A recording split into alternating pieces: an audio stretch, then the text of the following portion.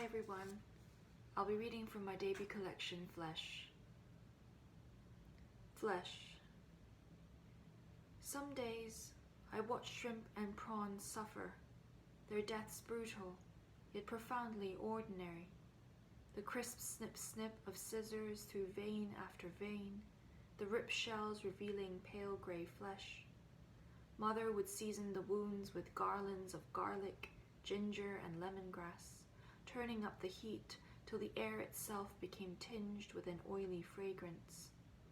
I never refused the lightly charred flesh, my tongue glad the way all beasts are when allowed to eat their fill. Mother would always have too much, her rice bowl emptying so quickly. I would never forget the 3 years she became vegetarian, the famine leaving all the trees bereft of their bark, the villagers so grateful for something, anything to chew on.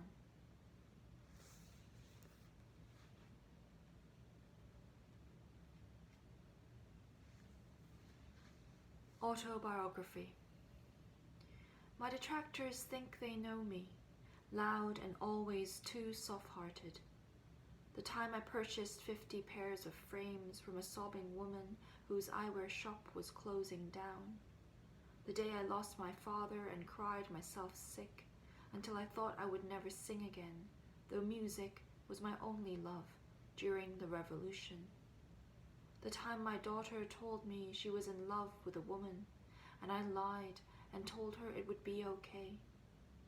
What does 3 years of famine teach a person?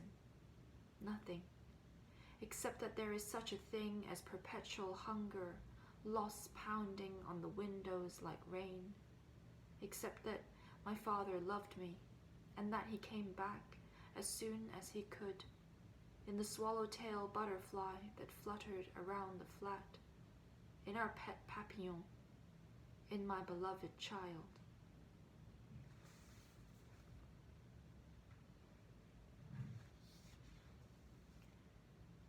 Wish. I would like to live like the trees.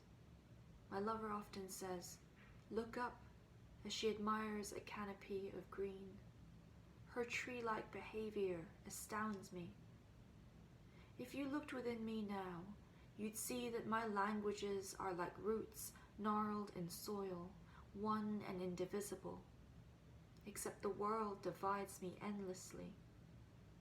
Some days I dare not look at the trees, they are such hopeful creatures.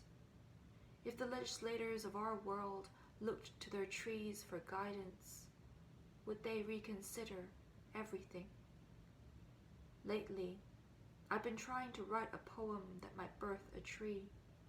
A genuine acceptance of the self continues to elude me.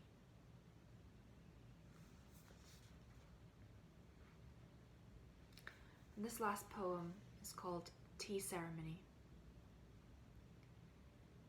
There are days when I pretend to understand my mother's grief, as I coax her into sitting at the table for a tea ceremony, so she might linger on the rush of green into glass, how the scent of leaf dissolves both past and future in one gulp.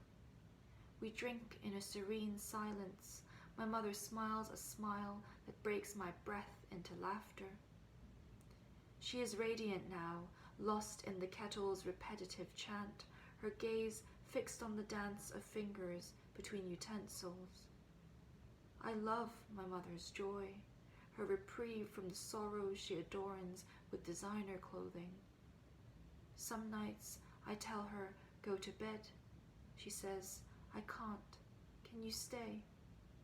As a child, I dreaded her desperate need, my hand resting on her forehead, unable to let go.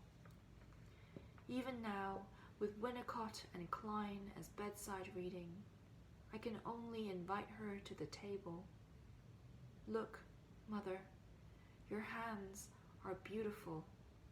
Look, our tea is ready. Thank you.